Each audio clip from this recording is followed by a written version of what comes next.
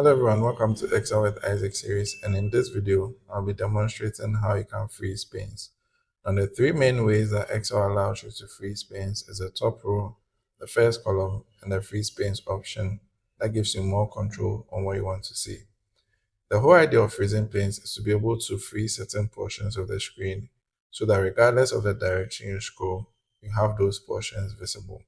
And with that, let's get right into it. So looking at the data sets that I have here, if I scroll to the bottom and say I select this cell, you realize that it's very difficult to be able to know which column this cell belongs to. If I want to know which header this is, I need to scroll to the top, and then I realize that this is the quantity column.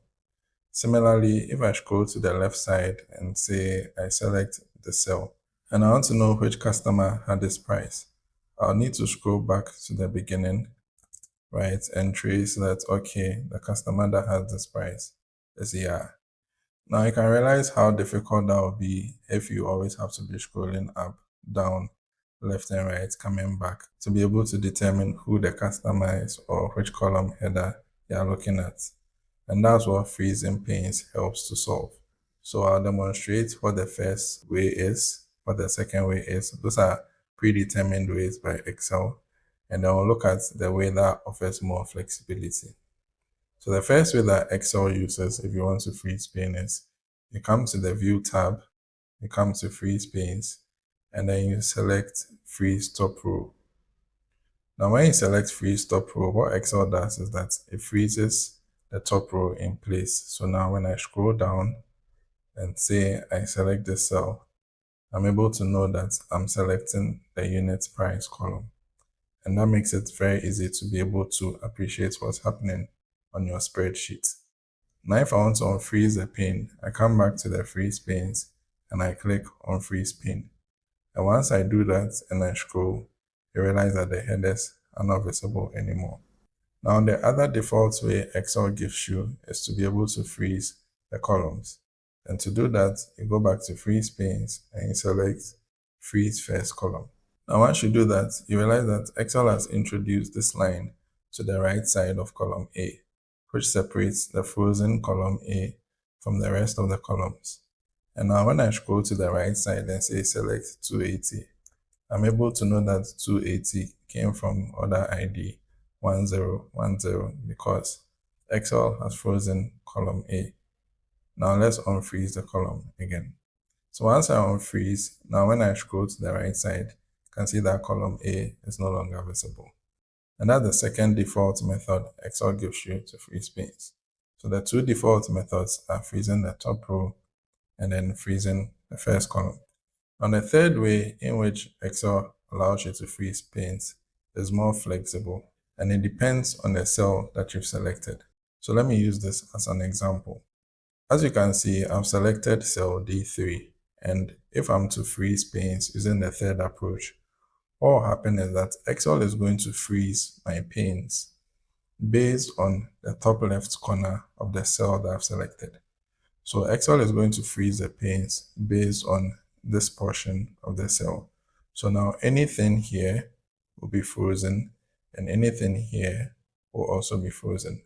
So to do that, let's go to freeze panes, and this time we select the first option saying keep rows and columns visible while the rest of the worksheet scrolls based on current selection.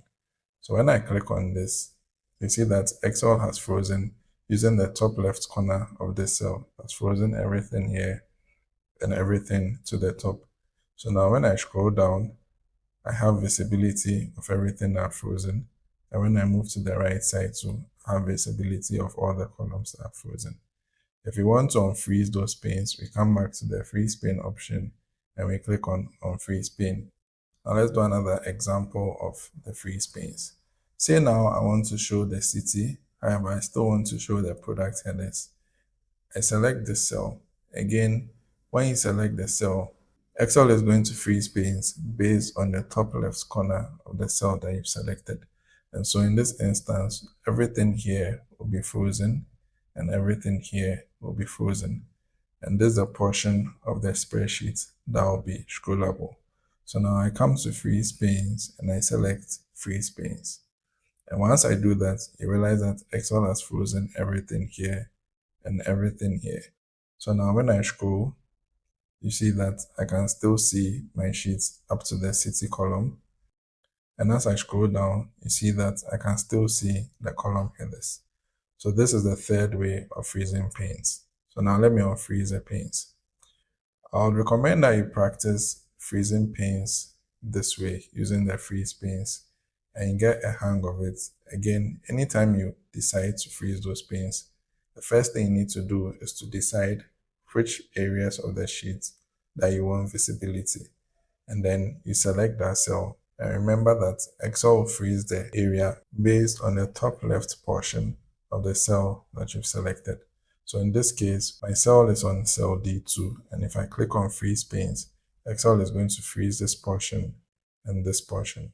So when I click on freeze panes and select freeze panes, Excel has frozen this portion and this portion. And so when I scroll down, my headers are still visible. And when I scroll to the right side, the customer name is still visible. Now let me unfreeze the panes. So what I recommend for you guys now is to practice using the freeze panes. You can go back to practice using the top row or the first column, but I recommend you practice using the freeze panes because the top row and the first column is a subset of learning how to freeze panes. Again, if you want to freeze panes, you select the cell and remember that Excel will freeze the panes based on the top left corner of the cell that you've selected. So with that, we've learned how to freeze panes. If you've made it to the end of this video, thank you for watching as always.